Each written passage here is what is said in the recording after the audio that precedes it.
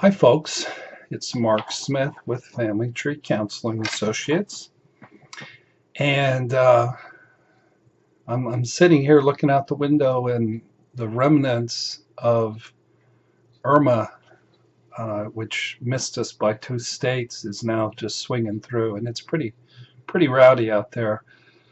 My thoughts and prayers are with all the people in Florida this weekend who sustained so much damage and tragedy. I have a video called How'd I Get Stuck Being Born to My Narcissistic Parents. Did you ever ask yourself why you're so lucky that you get stuck with the parents that you have, and other people, have relatively, at least not narcissistic parents?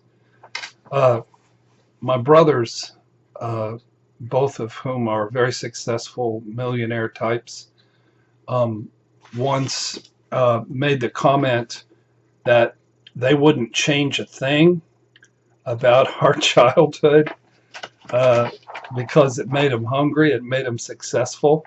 And pardon my language, but I said, are you out of your fucking mind? If I could choose, I would have chosen differently. I wouldn't have chose two parents who were so wounded and so damaged that they shouldn't have even had a pet parakeet, much less giving birth to 7 children.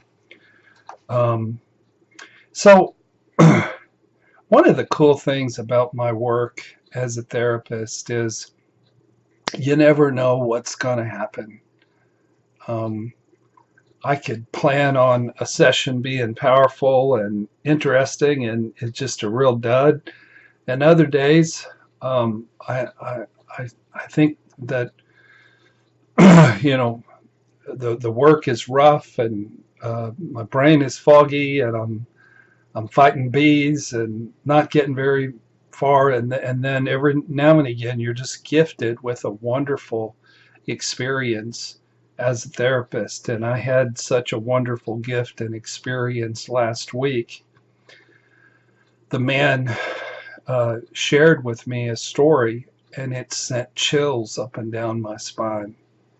And that doesn't happen very often. So I'm going to tell this story. I'm going to call the man Dave. I'm going to call him Davy. So Davy is in his 60s, and he has such a sad story. He was abandoned by his father as a child, and then his mother was busy working, and basically the people who raised him were like an aunt and uncle, and even at age 6 they put him to work at their grocery store, I believe it was.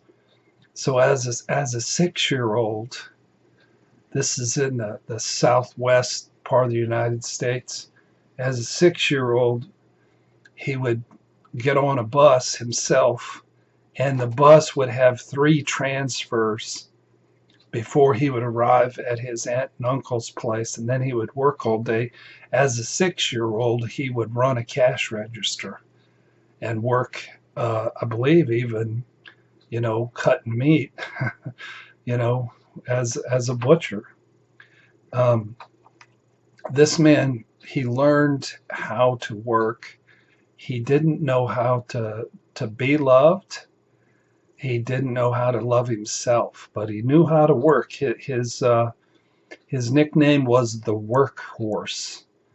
And when he came in and I first saw him several years ago, his paradigm was just so completely off and wrong, because his paradigm was be selfless, take care of other people, but I don't really deserve to be loved. And what he shared with me was, he phrased it that he had had a long talk with Jesus. And whenever anybody tells me that, I get a little squeamish, because You know, a lot of people have had a long talk with Jesus and come up with some really inaccurate stuff, but there was something just energetic and assertive about Davy's expression, and he basically was saying that Jesus told him that he picked Davy because he knew what he was made of. He picked him in his mother's womb, and his ministry was actually retail management. But through the years, he's helped an awful lot of people and did some heroic things.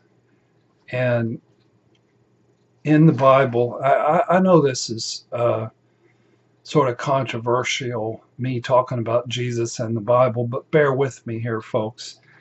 In Jeremiah verse 1, 5, it says, "Before I formed you in the womb, I knew you.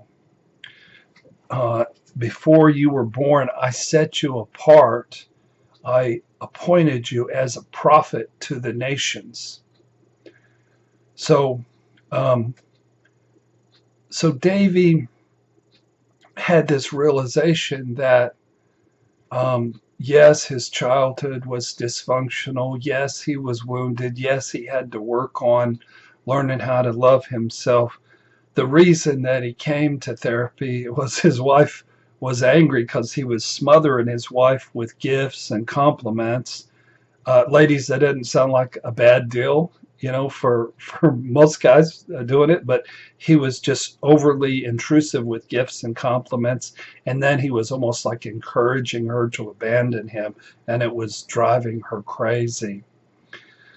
So it was just an insight for him that he realized that his life had purpose. And frankly, I've often wondered, why did I get the two parents that I got? Why did I get a mom who, her mother had an affair with a married man? She was the nanny when she was 19, and then my mother was sent off to an orphanage the first 3 years of her life.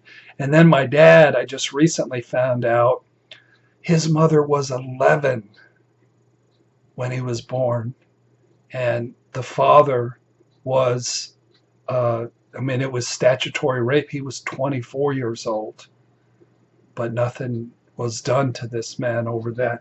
I'm going to talk about this. I'm going to talk about issues with your parents and resolving them in my next video, as I talk about a very interesting book called "It Didn't Start With You" by Mark Woollum. Man, it is blowing like crazy out there. So just know that, folks, that your life isn't random, that you're here for a reason. People often say, hey, what's the meaning of life? And I tell them, I know the meaning of life. Here's the meaning of life. That you take whatever cards you're dealt, and then you play them as best as you can. You figure out who you are, where you came from, and then you heal as many wounds as you possibly can, so that the next generation and the generation after that is harmed less than what you were harmed. That's the meaning of life, is figuring out the truth about yourself, healing, and then impacting the world in a powerful way, especially with your children and ultimately generations beyond you. So what I saw in Davy was, after he realized that he was placed in his situation, not randomly, but with some planning, I noticed a healthy entitlement and some assertiveness that I hadn't seen before. And in fact, the couple that was in crisis, they decided to go ahead and graduate from therapy right then and there, and I supported that. They'll be back. They'll have some things come up. But what a wonderful thing to know that your life has meaning and that there's purpose. You weren't just dumped in this horribly dysfunctional, narcissistic family for no reason. It's your job to figure it out and to clean up the mess and to heal yourself so that um, so that your life can be less painful and you can be blessed and you can thrive, and hopefully then you're able to heal, significantly when your kids are smaller, or even if your kids are older, you can at least point them in the right direction. My backyard is about ready to blow away. I tell you what, I can't imagine what it was like to be in the eye of the hurricane in the middle of that horrific storm, because we're 2 states away and my trees are about ready to fly off the backyard. So I just wanted to share that with you. It was a special moment. It was a gift. It was, I think, God sort of talking to him and God sort of talking to me. And if it helps you, I hope God speaks to you through this, that, yeah, the world's a dark place. Yeah, you had hurtful parents, but you're the hero in the story. And you can get a lot of answers. You can get a lot of hero. You can get a lot of healing, and you can turn lemons into lemonade. You can thrive. You can eventually be in a healthy relationship. You can be blessed in so many areas, but it really starts with being in recovery for your stuff, and sort of accepting your situation and not being filled with bitterness. Bitterness is cancer to the soul. That's all I had for you all today. Thank you for watching. Please join our YouTube channel and subscribe. I'm taking a break from the live stream show every Tuesday night at 8 o'clock. My wife Brenda is going to be doing that. I'll be coming back from time to time, but join us, join Brenda, and then she'll have guests with the other staff members and myself from time to time. Also, familytreecounseling.com, I've got books on narcissistic abuse syndrome, recovery, on abandonment, and on shame. I'm going to go batten down my hatches. God bless you guys. Bye-bye.